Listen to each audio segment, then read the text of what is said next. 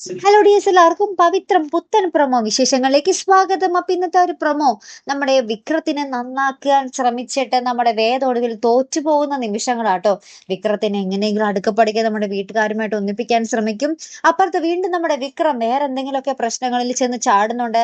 ആരൊക്കെയോ തോക്കു ചൂണ്ടി വെടിവെക്കാനൊക്കെ പോകുന്നുണ്ട് ട്ടോ. അപ്പൊ നമ്മുടെ വിക്രം കൂടുതൽ കൂടുതൽ പ്രശ്നങ്ങളിലേക്ക് ഇങ്ങനെ പോയിക്കൊണ്ടിരിക്കുക.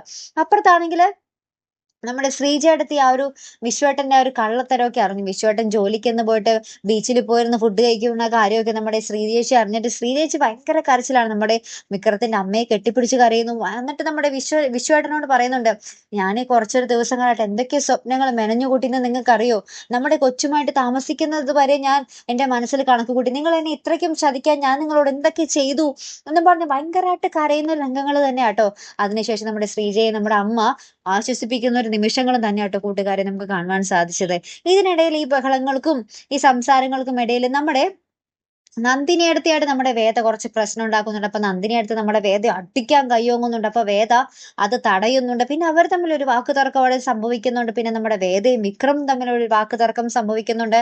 ഒടുവിൽ നമ്മുടെ വേദയ്ക്ക് ഒരു സഹായി എന്നോണം നമ്മുടെ അച്ഛന്റെ കൂടെ ഇപ്രാവശ്യം ഒരു പുതിയൊരു അതിഥിയും കൂടെ ഉണ്ട്. നമ്മുടെ അച്ഛമ്മയുടെ അടുത്ത് പോയതാണല്ലോ. അപ്പൊ അച്ഛമ്മയും കൂടി നമ്മുടെ അച്ഛന്റെ കൂടെ ഇപ്രാവശ്യം വീട്ടിലേക്ക് വരുന്നുണ്ട് കേട്ടോ. അപ്പൊ നമ്മുടെ വേദ പറയുന്നുണ്ട്, വിക്രത്തിനെ നന്നാക്കാൻ എന്നെ സഹായിക്കാൻ എനിക്കൊരു എന്റെ കൂടെ ഒരാളെ കൂടെ കിട്ടി എന്നും പറഞ്ഞിട്ടാട്ടോ ഈ ഒരു പുതിയ കഥാപാത്രത്തെ നമ്മൾക്ക് മുന്നിൽ പ്രസന്റ് ചെയ്തിരിക്കുന്നത്. അപ്പൊ എന്തായാലും മുത്തശ്ശി അടിപൊളി ആയിരിക്കും അല്ലെ? ഇനി നമ്മുടെ മുത്തശ്ശിയുടെയും വേദയുടെയും ആ ഒരു അടിപൊളി രംഗങ്ങൾ തന്നെ ആയിരിക്കോട്ടെ വരാൻ പോകുന്നത്. അപ്പൊ എന്തായാലും മറക്കാതെ കാത്തിരുന്ന് കാണാം കേട്ടോ. അപ്പൊ അടുത്തൊരു വീഡിയോ വരുന്നത് വരയ്ക്കും. Good bye.